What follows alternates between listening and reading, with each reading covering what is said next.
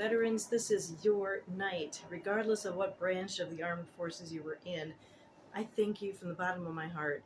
I am from a veteran family, and I wanted to dedicate this video to approximately 3 veterans who had a huge impact, and to show you the immigrant side of it, because I rarely hear about immigrants who were drafted and because of their service they were able to get citizenship. That's the case in my family. And what it's like to be the wife who would love to practice medicine and is not allowed to. What do they do then? You'll hear about that. And also, you'll hear about Bhakti Ishayam, who was a Vietnam vet who was written up, or should we say, he wrote a part of this book, The Fearless Entrepreneur. Fearless Entrepreneurs. Pretty awesome. Check out the other part in my video. And also, I'm not holding his book, but Dr. Stuart Hansen, also a Vietnam veteran, wrote a book about aging, prize-winning book, that is going to change the way people look at healthcare for senior citizens. Totally change it. Unbelievable. So thanks to my parents, and thanks to Stuart, and to Bhakti Ishaya, and to the other women who served, my God. Jacqueline Fiore, Karen Stafford, the list goes on. Check out this video, and please comment below if you're also a veteran. I appreciate you.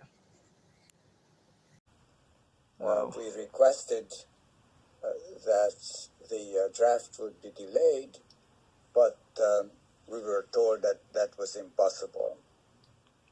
Because of my German language, knowledge of the German language, I was assigned to Germany, and because I signed up for an extra year, not for 2 years, but for 3 years, I was allowed to take the family with me, and at that time, my family was my wife, your mom. Yeah.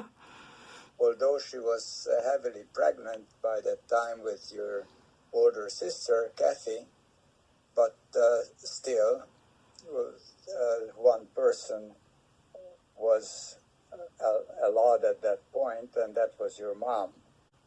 And so we were assigned to Bremerhaven, Germany, and that was the place where you and your sister Kathy were born, in the Army Hospital, 2nd Field Hospital. You asked if there were any. First of all, my experience in the Army was a good one. I had good friends, I had excellent colleagues, we had a beautiful home life, we had a very nice apartment. First time, the residency at home in Baltimore didn't pay very much. Yeah. And the Army paid pretty good comparably to a captain and later to a major. So I really felt financially that it was very good for us. It stayed with us that we could not finish the residency training. That was a sour point. Sure, yeah. All through. What's interesting too is that this was the time of the Vietnam War. And most of my colleagues were objecting to the war. They served in the Army, but politically and privately they were against the war, and they expressed it as freely as you can express it in the Army. And I was for the war. I believed in the war. I really believed that we were stopping the domino effect of the communists' adventure and advances. And, later I learned that the question was much more complicated. Yeah. But it was a sharp difference between myself and many of my colleagues I served with. I served as a radiologist because I was coming out from a radiology residency training. And it was interesting, the Army structure by itself was obviously very foreign to me. Yeah. I thought that it would be much more rigid, and that the interpersonal relationship would be defined by the Army regulations. There are strong regulations how you have to behave. Yeah. But in reality, there was a very cordial, collegial relationship between the administrative staff and the professional staff, which I mean that the doctors and the non-doctors, those who actually supervise the supply. Yeah. And because I was the ranking officer at that time, because I was just about going home after 3 years, and Colonel Schroeder left for vacation, I think, I became the commanding officer. And during that time, I had an interesting experience because I had to arrest a professional Army colonel who was above my head because his wife called in saying that he threatened her. Oh my! And so he was arrested, and I was the one who said, "Well, you have to stay in jail. I cannot let you out." And I had to jail him for several days until he sobered up, and the Army let him out. I was by that time relieved because Schroeder came back. The real commanding officer came back. So that was an interesting experience I had.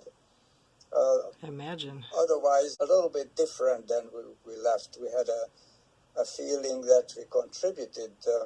We just didn't become American citizens automatically because we spent 5 years as immigrants, but we did contribute materially to the United States through our Army service.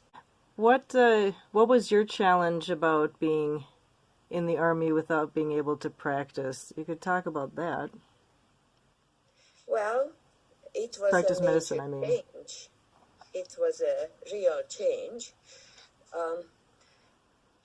Being out of my usual way. One day I was chief resident, the next day in the hospital, the next day I was a full-time wife, heavily pregnant with the first child. So it was different. I had a lot of time on my hand that I wasn't used to having. Right. And like everything else in life, there was good and bad in it. The bad was this interruption in medical training and my way of life. And the good was that we were in West Germany. And having been brought up behind the Iron Curtain in communist Hungary, we were not allowed to travel to the West. And now, 1969, 5 years after we left Hungary, I was in Western Europe, and all our free time we were able to travel. And that was very good. And then it was also very good to again brush up on the German language. Oh, yeah. Which we both spoke since we were already rather literate in German. And then, of course, there was this circle of wives, the army officers' wives, and there was this German club, and I then became, for the first time in my life, the head of something. So I was then the head of that club. Neat. And and I found out that just because people say they're going to do something, you shouldn't trust them.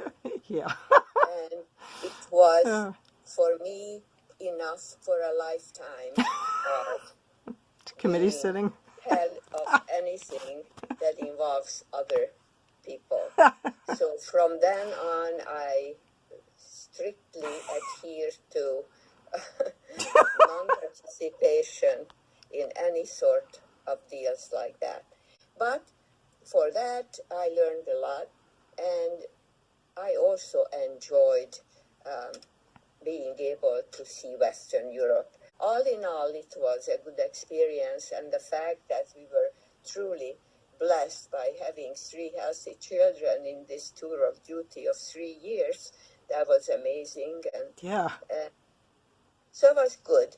That's... And then, of course, both Papa and I had to make up that last 6 months in the training, in the medical training. So we returned back to Baltimore and then did another year of medical training because you couldn't just do 6 months. You're joined here by Dr. Stuart Hansen.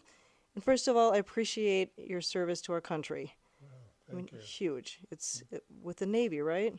That's right. The idea here is to be pretty comprehensive, but also the chapters are short, quick reads, and it's not a book that you pick up and read in 2 nights. You may do that, but if you follow the guide as a true guide, you might take one subject a week or one a month. And people say, who's the target audience for this?